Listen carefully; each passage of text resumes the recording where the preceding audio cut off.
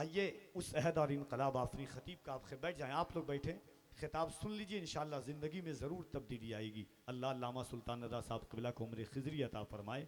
दोनों हाथों को उठाएं और दिल लगा करके इस्तकबाल करें। आवाज़ का एक बार सीने से इस्तेमाल कर लीजिए, ये सोच कर, इस फिक्र के साथ कि मुनकिर नादा क्यों ये सोचा वुसात कम पड़ जाएगी, इतना बड़ा है दामने आका उम्मत कम पड़ जाएगी। तो जरा दिल लगाइए, दोनों हाथों को उठा करके नारे तकबीर, और जरा मोहब्बत से सरकारे सुरकाही के शहर में पैदा होने वाला हर बच्चा अगर मौला सरकार सुरकाही का एहसान न माने तो वो ना फरमान है। तो मोहब्बत के साथ जिस पर सरकार सुरकाही का फैज़ान है वो मोहब्बत से हाथों को उठाए और अल्लामा सुल्तान का इस्तकबाल करे। पूरा मजमा दिल लगाकर नारे तकबीर, नारे रिसालत, फैज़ाने सरकारे सुरकाही, शहरे सरकारे सुरकाही, जश्ने आमदे मुस्तफ़ा, जश्ने आमदे मुस्तफ़ा, अल्लामा सुल्तान रज़ा साहब क़िबला। नारे तकबीर, नारे रिसालत, मुनकिर नादा क्यों ये सोचा वुसात कम पड़ जाएगी, इतना बड़ा है दामने आका उम्मत कम पड़ जाएगी। ले आ तू कारूनी ख़जाना मैं हूँ नबी का दीवाना, मुझको ख़रीदने वाले तेरी दौलत कम पड़ जाएगी। ले आ तू कारूनी ख़जाना मैं हूँ नबी का दीवाना, मुझको ख़रीदने वाले तेरी दौलत कम पड़ जाएगी। अब तो उतारो जग का लिबादा, शहरे नबी का कर लो इरादा, किस्मत से पाओगे ज़ियादा, किस्मत कम पड़ जाएगी। अस्सलामु अलैकुम व रहमतुल्लाहि ताला व बरकातुहू। नहमदुहु व नुसल्ली अला रसूलिहिल करीम, अम्मा बाद, फ़ाऊज़ु बिल्लाहि मिनश शैतानिर रजीम, बिस्मिल्लाहिर रहमानिर रहीम। क़ाल अल्लाहु तआला फ़िल क़ुरआनिल मजीद वल फ़ुरक़ानिल हमीद, लक़द कान लकुम फ़ी रसूलिल्लाहि उस्वतुन हसना, सदक़ल्लाहुल अलीयुल अज़ीम, बल्लगना रसूलुहुन नबीउल अमीनुल मकीनुल करीम, व नहनु अला ज़ालिका लमिनश शाहिदीन वश्शाकिरीन वज़्ज़ाकिरीन वल्हम्दुलिल्लाहि रब्बिल आलमीन। नबी मुकर्रम रसूल मुअज़्ज़म शाफ़ए उमम हुज़ूर अलैहि सलातो वस्सलाम की बारगाह बिकस पनाह में जी लगाकर हदिया दुरूद सलाम पेश करें और पूरा मजमा बवाज़े बुलंद पढ़ें। अल्लाहुम्मा सल्ली अला सय्यदना शफ़ीअना हबीबना मौलाना मोहम्मद मादनिल जूद वल करम, मंबइल इल्म वल हिल्म वल हिकम बारिक वसल्लिम। सल्लु अलैहि सलातन व सलामन अलैका या रसूल अल्लाह, सल्लु अलैहि सलातन व सलामन अलैका या हबीब अल्लाह, दाइमन अबदन अबदा। हिंद के हसान, सुन्नियत की जान, मुहाफिज़ ईमान, मुतरज्जिमुल कुरान, साहबे कंजुल ईमान, जिनका है हम सब पर एहसान, जिन्होंने बचाया है हमारा ईमान, जिन्हें हम सब मोहब्बत से कहते हैं बरेली के अहमद रज़ा ख़ान। सरकार की बारगाह में यूं मदसरा होते हैं, वही रब है जिसने तुझको हमा तन करम बनाया। या रसूल अल्लाह, वही रब है जिसने तुझको हमा तन करम बनाया, हमें भीख मांगने को तेरा आस्था बताया। तुझे हमद है खुदाया, तुझे हमद है खुदाया, यही बोले सिदरा वाले चमने जहाँ के थाले, सभी मैंने छान डाले तेरे पाए का न पाया। तुझे हमद है खुदाया, तुझे हमद है खुदाया। अल्लाह रब्बुल इज़्ज़त का बेपनाह फजल एहसान है। आज हम नबी की आमद की खुशी में पूरी रात गुजार चुके हैं। हिंदुस्तान के आपने उन अजीम शायरों को बुलाया जिनकी आवाज़ की जंजीरों में कैद होकर आपका दिल गुंबदे खजरा का तवाफ़ कर रहा था। आप काबा और मदीना के करीब थे। हिंदुस्तान के उन अजीम शायरों से आपकी मुलाकात हुई और सुन करके दिल बाग बाग हुआ। नाम लेने की ज़रूरत नहीं, बस इतना आप समझ लें कि आपका जलसा 100% कामयाब हो चुका है। अब सुल्तान रज़ा तकरीर न करे न करे ये फ़र्क नहीं पड़ता, लेकिन मैं चाहता हूँ लहजा कामयाब हुआ, फ़ज़ा हमवार हुई, जलसा कामयाब हुआ, मैं चाहता हूं कि समाज के कुछ इंसान भी कामयाब हो जाएं। अगर ऐसी जहनियत आपकी है, अल्लाह रब्बुल इज़्ज़त ने आमिना के लाल को इस खाके गीती पर इसीलिए भेजा। कुरान में रब ने फरमाया युअल्लिमुहुमुल किताब वल हिकमा, ये नबी इसलिए आए ताकि तुझे किताब और हिकमत सिखाएं। ताज्जुब की बात है, आज जमाना समझने को तैयार नहीं है। जुलूसे मोहम्मदी मनाने वालों, शौक से मनाओ। नबी के नाम पे झंडियां लगाने वालों, शौक से लगाओ। आमिना के लाल के नाम पे जानो दिल सारी दौलत कुर्बान कर दो, ये कम है। मेरे रजा ने ये बताया, करूं तेरे नाम पे जां फिदा। एक जान नहीं दो जहां फिदा, दो जहां से भी नहीं जी भरा, करूं क्या करोड़ों जहां नहीं। उस आका की मोहब्बत में ये दौलत सरबत कुछ नहीं है, मगर उस नबी के आने का मकसद क्या है? कुरान कहता है यो ज़क्कीहिम, ये नबी इसलिए आए ताकि तुम्हारे दिलों को अच्छा कर दे, तुम्हारे समाज को अच्छा कर दें, तुम्हारी सोसाइटी को बेहतर कर दें, तुम्हारे बिगड़े हुए माहौल की दशा को और दशा को बदल दें। आज पूरी दुनिया तालीम पर जोर दे रही है, मगर जिस नबी का पहला ऐलान ये हो तलबुल इल्मे फरीजतुन अला कुल्ले मुस्लिमिन व मुस्लिमा, इल्म हासिल करना, शिक्षा ग्रहण करना, तालीम हासिल करना हर मुसलमान मर्द औरत पर फर्ज है। नबी ने ये ऐलान किया, समाज को तालीम के धारा से जोड़ा। नबी का जो साथी आसमान से चलकर आया, कोई इंसान नहीं बल्कि किताब की शक्ल में कुरान चल करके आया। आप ताज्जुब करेंगे और सोचेंगे। मैं आपको बताना चाहूंगा, ऐ मुसलमानों, आओ जरा भारत की इतिहास और तारीख उठाओ, स्कूलों का जायजा लो, कॉलेजों का जायजा लो। आज भारत में किताबें जो स्कूलों में कॉलेजों में पढ़ाई जाती हैं, मदर टेरेसा की जिंदगी, पंडित जवाहरलाल नेहरू की जिंदगी, एपीजे अब्दुल कलाम की जिंदगी, आइंस्टाइन के नजरिए को पढ़ाया जाता है, सुनीता विलियम से लेकर कल्पना चावला तक की जिंदगी को पढ़ाया जाता है। मकसद ये, आज का शिक्षण शास्त्र या जो लोग इस विभाग में है कहते हैं एपीजे अब्दुल कलाम को पढ़ेगा साइंटिस्ट बनेगा, मदर टेरेसा को पढ़ेगा बीमारों की खिदमत करने का जज्बा पैदा होगा, पंडित जवाहरलाल नेहरू को पढ़ेगा बच्चों से प्यार करेगा। मगर ए दुनिया वालों, सुल्तान रजा आज बताना चाहेगा, ये प्यार तो मुस्तफा की दहलीज से बटने वाली शय का नाम है। इसलिए मैं कहूंगा एपीजे अब्दुल कलाम को पढ़कर इंसान चांद तक पहुंच सकता है, लेकिन मुस्तफा को जो पढ़ लेगा साहब, उसकी जमी भी हसीन होगी, आसमां भी हसीन होगा। मैं आपसे कहना चाहूंगा, ताज्जुब की बात है, आज इंसान चांद पे पहुंचने के लिए बेचैन है, आज इंसान मदर टेरेसा को पढ़ने के लिए बेचैन है, आज इंसान साइंसदानों की जिंदगी के मुताले के लिए बेचैन है। लेकिन आओ, जिस नबी को अल्लाह ने लक़द काना लकुम फी रसूलिल्लाहि उस्वतुन हसना बनाकर भेजा, कहा ए लोगों, एपीजे अब्दुल कलाम साइंसदान की जरूरत है, पंडित जवाहरलाल नेहरू मुल्क की जरूरत है, कल्पना चावला राशा और नासा की जरूरत है, लेकिन आमिना के लाल सिर्फ एक समुदाय, एक समाज, एक तबका, एक इल्मी तबका की जरूरत नहीं, पूरी कायनात के इंसानों की जरूरत का नाम मोहम्मदुर रसूलुल्लाह है। अल्लाह ने इरशाद फरमाया, महबूब कह दीजिए, या अय्युहन्नास इन्नी रसूलुल्लाह इलैकुम जमीया, ऐ लोगों, तुम डॉक्टर हो, तुम इंजीनियर हो, तुम प्रोफेसर हो, तुम सिख हो, तुम ईसाई हो, तुम हिंदी हो, तुम मुसलमान हो, तुम क्रिश्चियन हो, मर्द हो, औरत हो, बच्चे हो, बूढ़े हो, जवान हो, तुम सबके लिए मैं रसूलुल्लाह बनकर आया।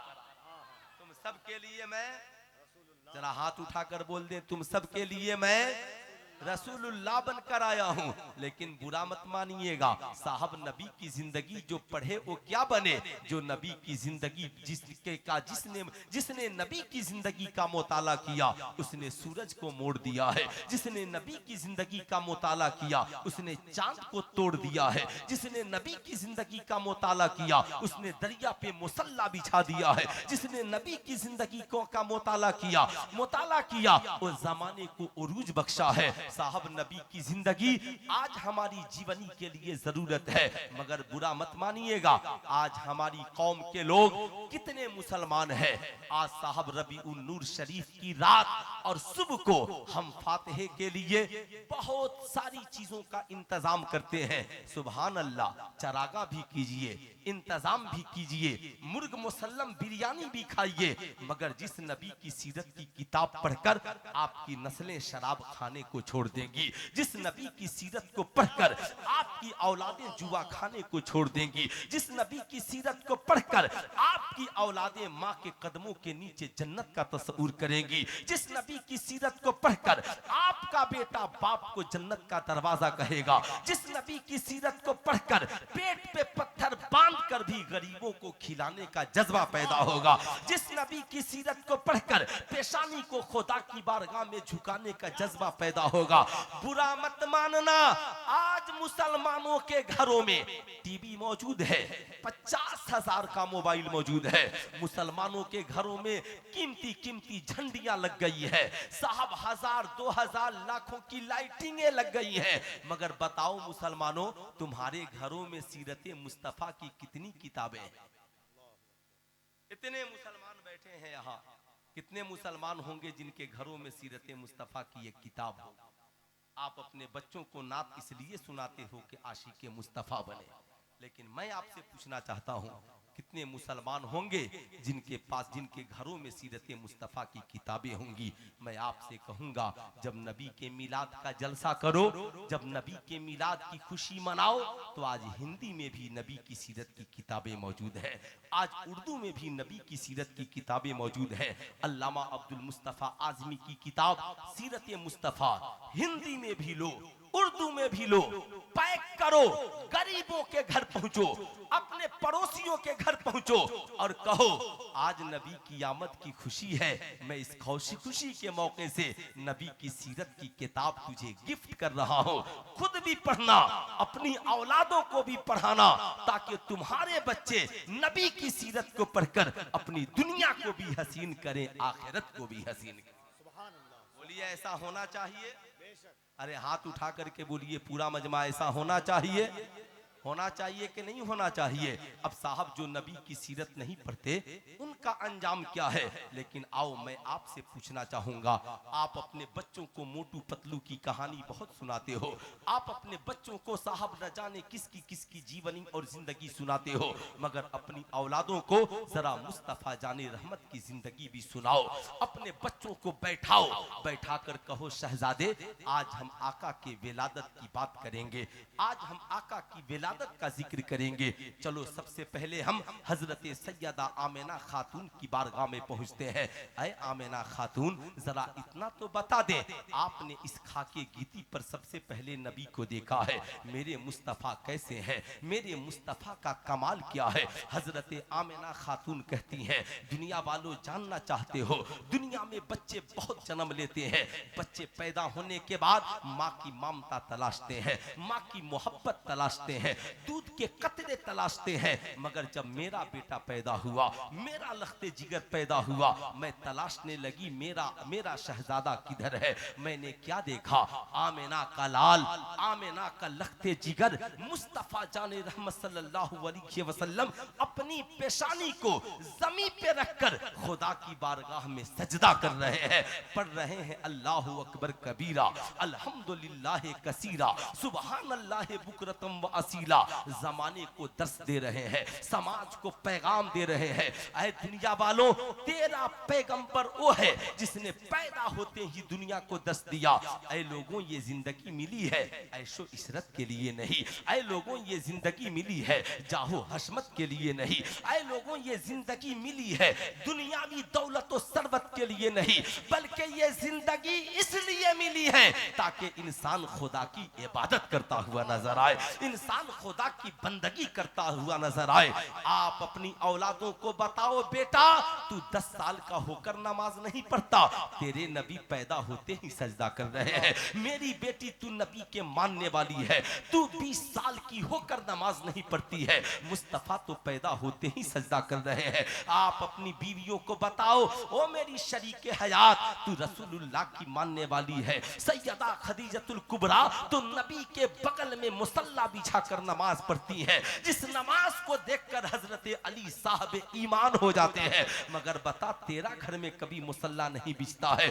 आपकी औलादें कहेंगी बाबा जान करना क्या है, कह देना बेटा नबी ने पैदा होने के बाद सबसे पहले पेशानी को सजदे में रखा है, हमारी भी जिंदगी में आज के बाद ये मामूल हो जाएगा। फजर की आजान होगी सर सजदे में झुक जाएगा, जोहर की आजान होगी सर सजदे में झुक जाएगा, असर मगरिब व इशा की आजान होगी हम सर को सजदे में झुकाएंगे। कौन कहता है कि सिर्फ रबीउल अव्वल में मुस्तफा याद आते हैं? बेशक रबीउल अव्वल में मुस्तफा याद आते हैं, हम उनकी जश्न मनाते हैं, मगर क्या रबीउल अव्वल के बाद नबी की याद नहीं आती? ऐ मेरी कौम के शहजादों सुनो, याद रखना, जुलूस भी निकालो, झंडियां भी लगाओ, लाइटें भी लगाओ, मगर अपनी जिंदगी को नबी की सुन्नत और शरीयत से सजाओ। खुद भी नमाजी बनो, पूरे घराने को नमाजी बनाओ, ताकि जब फजर की नमाज पढ़ो तो एक तरफ सजदा हो और एक तरफ नबी पे दुरूद व सलाम हो, ताकि जमाना जान जाए सुन्नी सिर्फ महफिलों में नबी की याद नहीं मनाते, बल्कि फजर में भी नबी की याद मनाते हैं, जोहर में भी नबी की याद मनाते हैं, असर मगरिब व इशा में भी नबी की याद मनाते हैं, ताकि जमाना जान जाए हम नमाज वाले भी हैं, हम दुरूद व सलाम वाले। बोलिए ऐसा होना चाहिए? हाथ उठा करके बोलिए होना चाहिए। अच्छा ये बताइए, जितने लोगों को जाना था वो चले गए या और भी कोई जाने वाला है? क्योंकि 4-5-10 मिनट से मैं बर्दाश्त कर रहा हूँ, है ना, तो बहुत ज्यादा देर मैं भी बर्दाश्त नहीं कर सकता कि आपकी जब मर्जी हो उठ करके चले जाइए, जब मर्जी हो उठ करके चले आइए। हिंदुस्तान के इतने बड़े शायर को आपने सुना, अजमत रजा भागलपुरी, है ना, गुलाम नूरी मुजस्सम इलाहाबाद, मोहम्मद अली फैजी, मौलाना कफील अंबर अशरफी, बड़े बड़े खतीबों शायरों को सुना। खूब शायरी सुनिए, ईमान ताजा होता है, तकरीरें उससे ज्यादा सुनिए, इससे किरदार पैदा होता है, इससे करेक्टर बेदार होता है। इसलिए याद रखिएगा। अब साहब हम जरा आगे बढ़ते हैं, हजरत आमिना खातून से आगे चलिए, हजरत अम्मा हलीमा के पास चलते हैं। अम्मा जी आपने तो नबी को दूध पिलाया है, आप जरा बताएं मेरे मुस्तफा कैसे हैं? हम किसी और से पूछेंगे जमाना कंफ्यूज करेगा, मगर आपने नबी को गोद में लिया है, आप बताएं नबी कैसे हैं? अम्मा हलीमा कहती हैं, वो दुनिया वालों जानना चाहते हो मेरा लाडला कैसा है, मेरा शहजादा कैसा है, मैंने जिसे दूध पिलाया वो मेरा आका कैसा है, जानना चाहते हो? सुनो, अम्मा हलीमा कहती हैं, मैं आका को लेने के लिए उनके घर गई, आका झूले में झूला झूल रहे थे, मैं आका के करीब गई, जब आका को मैंने देखा तो मैं देखती रह गई, इसलिए कि मेरा काम ही था बच्चों को दूध पिलाना, हमारे कबीले का काम था बच्चों को खिलाना। हमारे कबीले में हजारों बच्चे हर साल आते और हर साल रुखसत हो जाते, लेकिन जब मैंने मोहम्मद इब्ने अब्दुल्ला को देखा तो मेरी निगाहें हैरत में पड़ गई। मैंने बच्चे बहुत देखे, मगर न नबी से पहले न नबी के बाद मैंने बच्चे बहुत देखे, मगर मुस्तफा जाने रहमत जैसा हसीन बच्चा नहीं देखा, आमिना के लाल से ज्यादा खूबसूरत बच्चा नहीं देखा, मुस्तफा जाने रहमत से ज्यादा सोना बच्चा नहीं देखा। मैं जब नबी को देखी तो देखती रह गई। मेरे इमाम की जबान में यूं कहिए, वो कमाले हुस्ने हुजूर है कि गुमाने नक्शे जहां नहीं, वही फूल खार से दूर है, वही शम्मा है कि धुआं नहीं। कहती है मैं आका को के करीब गई, आका को गोद में लिया, नबी को बोसा दिया, आका ने मुस्कुरा दिया, यूं मुस्कुराए जान सी कलियों में पड़ गई, यूं लब कुशा हुए के गुलिस्ता बना दिया। जो ही मैंने नबी को गोद में लिया, बोसा दिया, आका ने मुस्कुरा कर दंदाने मुबारक को खोला, दंदाने मुबारक से एक नूर निकला और आसमान तक पहुंच गया। मैं समझ गई ये बच्चा बड़ी अजमत वाला है, बड़ी शान वाला है। मैंने जो ही उस शहजादे को अपनी गोद में सीने से लगाया, मेरा सीना दूध का मदीना बन गया। वो सीना जिसमें दूध का एक कतरा नहीं था। मेरा एक बेटा था, भूख और प्यास से रोता था, मगर मेरे पास इतना दूध न था कि मेरे एक बच्चे का पेट भर सके। मगर जो ही आमिना के लाल मेरी गोद में आए, मेरा सीना दूध से भर गया, दूध का मदीना बन गया। मैंने आका करीम को दाईं जानिब से दूध पिलाना शुरू किया। आका ने दूध पिया, मैंने चाहा कि बाईं जानिब से भी दूध पिला दूं, आका ने नहीं पिया। हर रोज आका का मामूल था, जब दूध पीते एक जानिब पीते और दूसरे जानिब का छोड़ देते, ये दूसरे जानिब का दूध ऐसा लगता आका ने अपने भाई के लिए छोड़ दिया है। साहब एक जानिब आका पीते और एक जानिब मेरा भी लगते जिगर पीता। अब मुझे ठहर कर कहने दो, ऐ दुनिया वालों, ये कौन है जो मुहसिन इंसानियत बनकर आए हैं? मेरे इमाम ने कहा, गमज़दों को रजा मुज्दा दीजिए के है वो जाने मसीहा हमारा नबी, मेरा और तेरा पैगंबर। उस नबी के किरदार पे कुर्बान जाओ जो बचपन में अम्मा हलीमा की गोद में बैठकर पूरी दुनिया के इंसानों को इंसानियत का दर्स दे रहा है और ये सबक पढ़ा रहा है। ऐ लोगों, अगर तुझे रिस्क मिले तो सब खुद न खा लेना, जरा भाइयों का भी ख्याल रखना, जरा पड़ोसियों का भी ख्याल रखना, जरा घर वालों का भी ख्याल रखना। अगर खुदा तुझे एक रोटी दे तो आधी खुद खा लेना, आधी रोटी अपने भाई को खिला दे।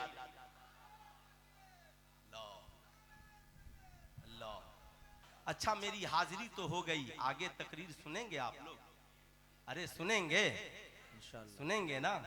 नहीं भी सुनेंगे तो भी कोई प्रॉब्लम नहीं है, इसलिए नहीं सुनेंगे। जितनी मेरी तकरीर होनी थी हो गई।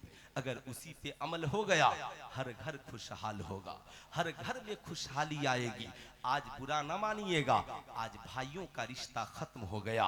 अल्लाह के मुकद्दस नबी ने 1450 बरस पहले बयान फरमाया, एक जमाना आएगा लोग माँ बाप को छोड़ देंगे, भाई बहन को छोड़ देंगे, दोस्तों के साथ मेल जोल रखेंगे, दोस्तों के साथ महफिलें सजाएंगे।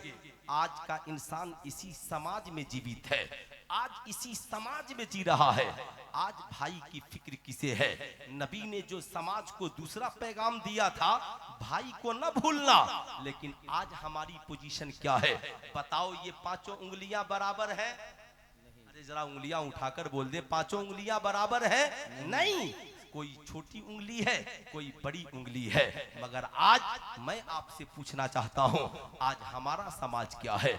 आज हम साहब दौलत के नशे में मस्त हैं, हम भूल जाते हैं। ऐसे ही साहब जैसे उंगलियां बराबर नहीं, ऐसे ही माँ के पेट से जन्म लेने वाले सारी औलादें बराबर नहीं हो सकती हैं। कोई अमीर है, कोई गरीब है, कोई डॉक्टर है, कोई इंजीनियर है, कोई प्रोफेसर है, कोई छोटा है, कोई बड़ा है। क्या जो भाई गरीब होगा उसे घर से निकाल दोगे? क्या जो भाई कमजोर होगा उसे अपने से अलग कर दोगे?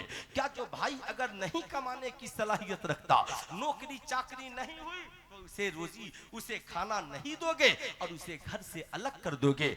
आओ आओ, मेरे नबी ने यह नहीं बताया, मेरे नबी का पैगाम ये नहीं है जैसा आज समाज में लोगों ने सोच रखा है, जैसे आज हमारा माहौल, हमारी सोसाइटी हो गई है। आओ जरा सा सुनो और जहन को हाजिर रख करके सोचो।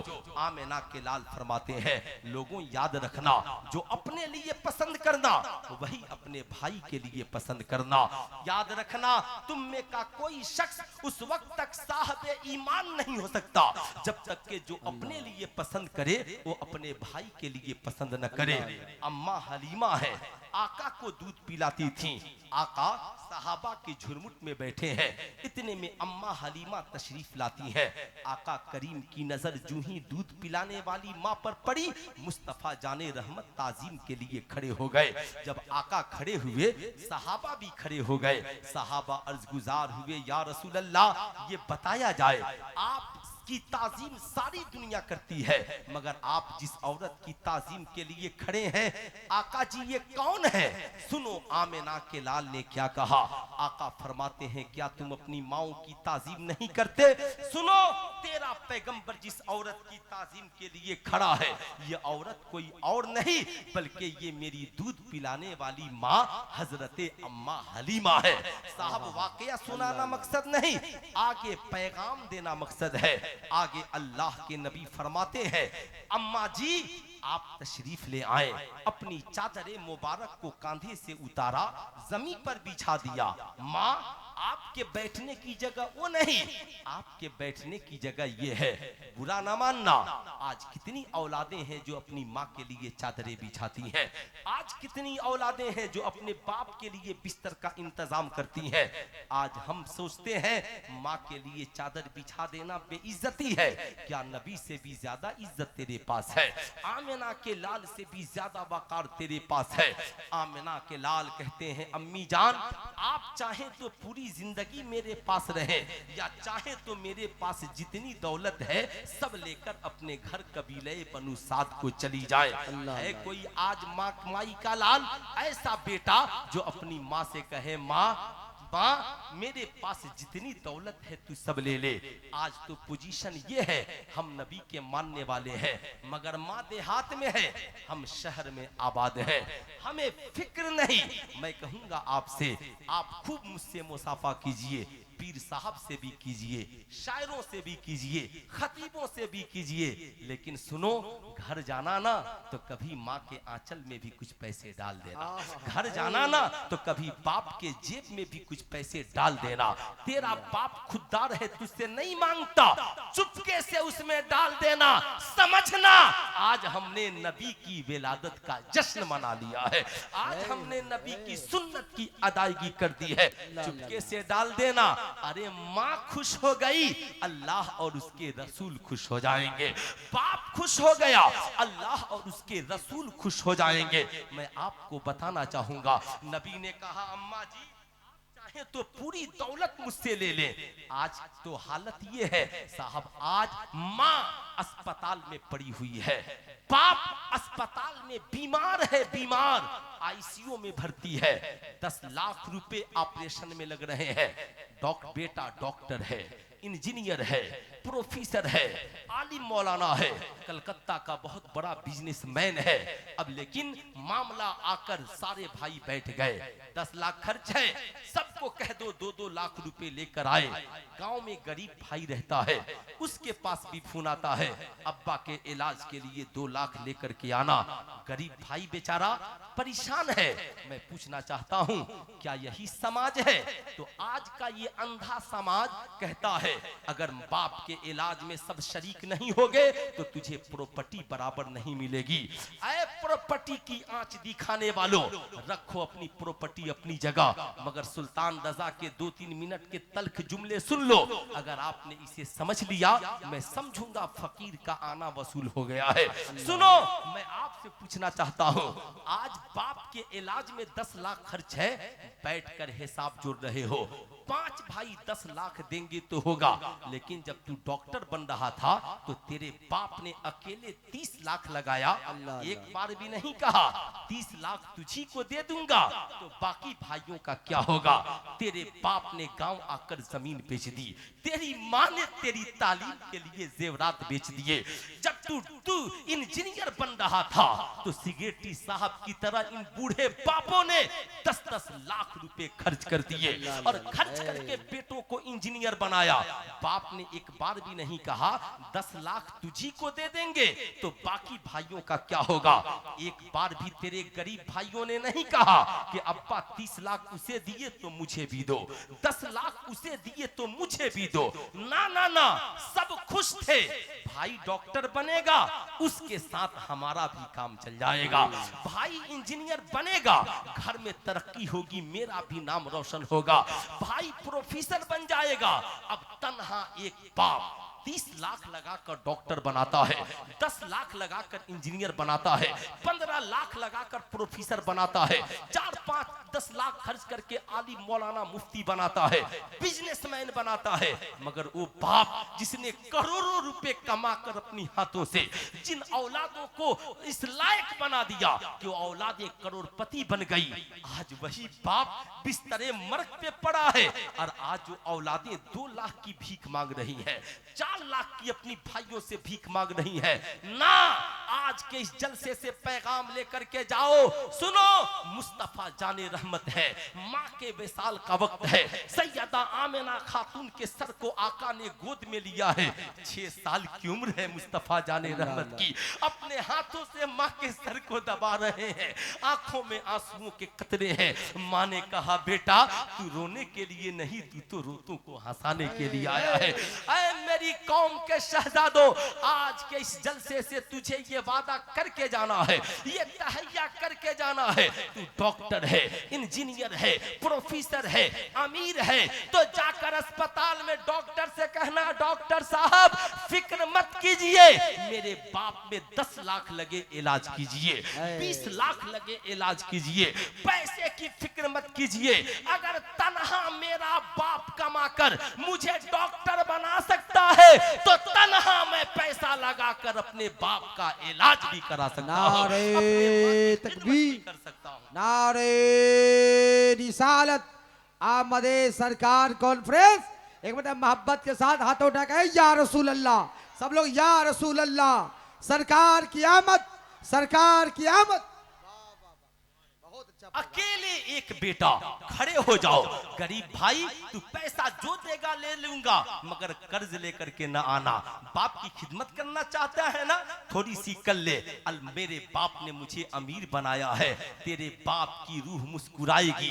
तेरा बाप जब अस्पताल से निकलेगा कहेगा मालिको मौला मैंने जिस दिन के लिए ये दरख्त लगाए थे आज उस दरख्त ने मुझे अपने फल से नवाज दिया है। तेरी माँ दुआ करके कहेगी मौला जिस दिन के लिए हमने अपने जेवरात बेचे थे आज मेरे बेटे ने इस मकसद को पाए तकमील तक पहुंचा दिया है। ऐ मेरी कौम के शहजादों, उन लड़कों की तरह न बनना जो अपनी माँ से कहते हैं माँ बीवी बच्चों से बचेगा तब ना हम तेरे लिए पैसे भेजेंगे, ना बल्कि माँ से हर भाई कहना माँ मैं इंजीनियर हूँ बोल क्या चाहिए, मैं डॉक्टर हूँ बोल क्या चाहिए, माँ तूने मुझे अमीर बनाया है बोल तुझे क्या चाहिए। सुन बेटा, जब बेटा माँ से कहता है माँ मुझे तनख्वाह मिली है, मुझे बिजनेस में फायदा हुआ है बोल क्या चाहिए, तो माँ का कलेजा चौड़ा हो जाता है। तेरी माँ तेरे बाप से कहती है बेटे का फोन आया था कह रहा था कितना पैसा चाहिए, बाप कहता है मेरे बेटे से कह देना अभी बाप जिंदा है, पहले अपनी औलाद की फिक्र कर ले, पहले अपनी बीवियों का ख्याल कर ले, फिर बचे तो हमें भेज देना। तेरी माँ और तेरे बाप रात की तन्हाई में तेरे लिए दुआ करते हैं, उस आलम में जब सारी दुनिया तेरी कमाई खाकर सो जाती है, तेरी कमाई खाकर तेरी बीवी सो जाती है, तेरी कमाई खाकर तेरे बच्चे सो जाते हैं, तेरी कमाई खाने वाले तेरे साथी बियर बार में माशाल्लाह शराब की पार्टियां करके सो जाते हैं, मगर रात की तन्हाई में तेरी सलामती के लिए कोई आंचल फैलाता है तो तुम्हारी माँ फैलाती है, कोई तेरी सलामती के लिए दुआओं के लिए हाथ उठाता है तो तुम्हारा बाप उठाता है। ऐ मेरी कौम के शहजादों, आज के इस जलसे से पैगाम लेकर जाओ, आज के बाद जब कमाना तो सबको बाद में खिलाना। नबी ने जिस माँ और बाप को पहले देने का हुक्म दिया है उस माँ बाप के दामन में अपनी दौलत को पहले डाला। तो कितने नौजवान हैं, कितने नौजवान जो आज के बाद कमाएंगे तो सबसे पहले माँ बाप की खिदमत करेंगे। जरा हाथ उठाइए तो कितने नौजवान अरे यहाँ माशाअल्लाह, बैठे से माशाअल्लाह। लेकर के माशाअल्लाह सारे नौजवान करेंगे। हे मालिको मौला, इन नौजवानों को सलामत रखना। मैं कभी इसलिए तकरीर नहीं करता, आप इन फ्रेश मीडिया वालों से भी पूछ सकते हैं। मैं कभी इसलिए तकरीर नहीं करता कि लोग कहेंगे बहुत धमाकेदार गुफ्तगू हुई। मैं ये चाहता हूँ हर बेटा माँ बाप का आशिक बन जाए, समाज बदले, लोग समझें। आप जुलूसे मोहम्मदी निकालते हैं, शानो शौकत से निकालिए, खूब निकालिए, लेकिन सिर्फ हाथ में आप झंडियां ही मत रखिए। झंडियां एक दो रखिए, नबी ने जो पैगाम दिया जुलूस में उसको ज्यादा रखिए। आप कहेंगे सुल्तान रजा वो पैगाम क्या है, तो मैं आपसे कहूंगा अब जब अगले साल जुलूसे मोहम्मदी सल्लल्लाहु अलैहि वसल्लम की बारी आई तो कम से कम 100 बोर्ड बनाइए, छोटी छोटी तख्तियां, और उस पर नबी का फरमान लिखिए। नबी ने फरमाया झूठ बोलना गुनाह है, नबी ने फरमाया माँ के कदमों के नीचे जन्नत है। शराब के बोतल की तस्वीर बनाइए, लिखिए नबी ने फरमाया इस्लाम में शराब पीना और पिलाना हराम है। सूद के पैसों की तस्वीर बनाइए, लिखिए इस्लाम में सूद खाना हराम है, इस्लाम में रिश्वत लेना हराम है। जहेज के सामान की तस्वीर बनाइए, लिखिए इस्लाम में जहेज मांगना हराम है। वहां पर लिखिए बाप जन्नत का दरवाजा है। नमाज मुसलमानों पे अव्वलीन फराइज में से एक फरीजा है। आप पैगाम लिखते जाइए ताकि जब आप जुलूसे मोहम्मदी लेकर निकले और उसमें लिखे नबी ने फरमाया खाने से पहले पड़ोसियों को खिलाओ, पीने से पहले पड़ोसियों को पिलाओ, पहनने से पहले पड़ोसियों को पहनाओ, ताकि जब तेरा जुलूस निकले और गैरों की नजर तेरी तख्तियों पर पड़े तो वो पढ़कर कहे जिस नबी का फरमान इतना अच्छा है उस आमिना के लाल का किरदार कितना अच्छा। नारे तकबीर, नारे रिसालत, आमदे सरकार कॉन्फ्रेंस, सरजमीने वैशाली मुस्लिम टोला, नारे तकबीर। लेकिन बुरा मत मानना, जब तुम भी गैरों की तरह डीजे बजाकर थिरकोगे, जब तुम भी गैरों की तरह डीजे बजा करके नाचोगे, जब तुम भी गैरों की तरह हरकतें करोगे, बताओ समाज में इनकलाब कहां से आएगा। बुरा मत मानिएगा, मैं ये नहीं कहता कि काबे की तस्वीर बनाना गुनाह है। बेशक काबे की तस्वीर बनाइए, मगर तस्वीर बनाने से पहले सोच लीजिए कि उसका अदब आप कर पाएंगे कि नहीं कर पाएंगे, उसका एहतराम आप कर पाएंगे कि नहीं कर पाएंगे। अब साहब मदीने की बहुत बड़ी आपने झांकी बना ली, उसकी तस्वीर बना ली, काबे की बहुत बड़ी तस्वीर बना ली, ट्रैक्टर पर लाद दिया और उसके ऊपर पांव रख करके आप बैठ गए। बताओ काबे की तस्वीर की बेहुरमती है कि नहीं है, गुंबदे खजरा की तस्वीर की बेहुरमती है कि नहीं है। सीने पे हाथ रख के बताओ नबी ने गुंबदे खजरा का साया नहीं बनाया, नबी ने गुंबदे खजरा का साया नहीं बनाया, ताकि ऐसा ना हो कि नबी के रोजे के साये पे किसी का कदम पड़ जाए, कदम पड़ जाए।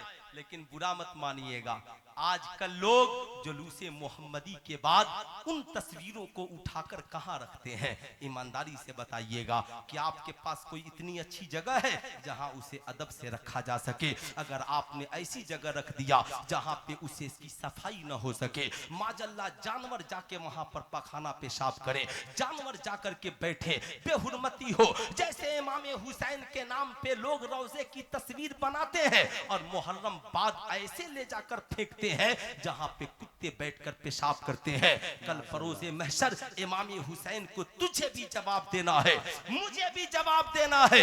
मैं आपसे कहूंगा आप इमाम हुसैन के रोजे की शक्ल बनाइए, मगर उसे अदब करने का सलीका भी सीखिए। आप नबी के गुंबदे खजरा की तस्वीर बनाइए, मगर उसके एहतराम करने का सलीका भी सीखिए। अगर आप एहतराम नहीं कर सकते तो आपको बनाने का कोई हक नहीं है। एक दिन के लिए बनाकर घुमाओगे और साल भर गुनाह कमाओगे, बताओ उन नेकियों से, नेकियों के मुकाबले में गुनाह किस कदर बढ़ रहे हैं। नबी करीम सल्लल्लाहु अलैहि वसल्लम के आने का मकसद ये है इंसानों को गुनाह से बचाया जाए। मैं आपसे कहना चाहूंगा, माँ बाप की कदर कीजिए, माँ बाप की इज्जत कीजिए, नमाजों की पाबंदी कीजिए, समाज में सच्चाई का बोलबाला कीजिए। मुस्तफा जान, आज लोग कहते हैं शरीयत पे चलना बड़ा मुश्किल काम है। आप इन उलमाए किराम से पूछें, आज शरीयत पे चलना मुश्किल काम है या जब नबी ने इस्लाम का ऐलान किया तब शरीयत पे चलना मुश्किल काम था? बताओ, आज बुरा दौर है या उस वक्त बुरा दौर था जब समाज में कहा जाता था मक्के में जो मोहम्मद इब्ने अब्दुल्ला की गुफ्तगू सुनेगा उसका समाजी बाइकाट कर दिया जाएगा, जो नबी का कलमा पढ़ेगा माज़ल्लाह उसे घर से निकाल दिया जाएगा, जो नबी को अपना पैगंबर मानेगा उसे सूली पे चढ़ा दिया जाएगा। ऐसे आलम में सहाबा सूली पे चढ़ते रहे मगर नबी के किरदार को बुलंद कर, नबी के किरदार पे चलते रहे। साहब सूली को गले से लगाते रहे मगर कुरान की तालीमात को आम करते रहे। तपती हुई रेत पर लेटते रहे मगर कलमे तैयबा का जिक्र करते रहे। ऐ मुसलमानों, मैं तुमसे ये नहीं कहता कि तुम सूली पे चढ़ जाओ, तुम बालू के रेत पे चढ़ जाओ, लेकिन इतना तो जरूर कहूंगा कि बताओ, आज तुझे दाढ़ी रखने से किसने रोका है? आज तुझे ईमानदारी से बताओ कुरान पढ़ने से किसने रोका है? आज तुझे नमाज पढ़ने से किसने रोका है? आज तुझे रोजा रखने से किसने रोका है? आज तुझे नेकियां करने से किसने रोका है? मगर आज मुसलमान नबी की सुन्नत को सजाने के लिए तैयार नहीं है। आज का मुसलमान कुरान को सीने से लगाने के लिए तैयार नहीं है। आप अगर कुरान को सीने से नहीं लगाएंगे, समाज का अच्छा और महान व्यक्ति और इंसान आप कैसे बनेंगे?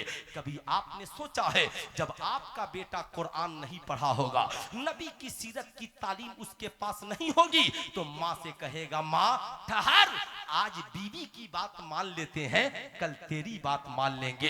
बाप से कहेगा, रुकिए, आज साले की बात मान लेते हैं ससुराल वालों की, कल आपकी बात मान लेंगे। इसलिए कि आपका बेटा नहीं जानता माँ और बीवी में क्या फर्क है। आपके बच्चे को नहीं पता कि बाप में और ससुर में क्या फर्क है। आपके बच्चे को नहीं पता भाई में और साले में क्या फर्क है। लेकिन जब उसके पास नबी के सीरत की तालीम होगी तो वो जानेगा। साहब, आज ट्रेंड चला हुआ है, वो ट्रेंड क्या है?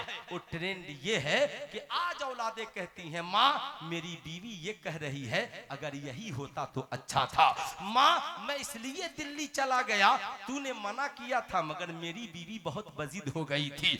आज बाप बेचारा निगाहें नीची कर लेता है, माँ खामोश लगा जाती है। चलो, ये जिस तरीके से खुश रहे हमें भी खुश रहना है। लेकिन आओ मैं आपको बताना चाहूंगा, आओ हजरत अलकमा सहाबी रसूल है। वाकया सुनाना मकसद नहीं, बताना मकसद है। हजरत अलकमा सहाबी रसूल है। हम लोग सब मिलकर वलियों के बराबर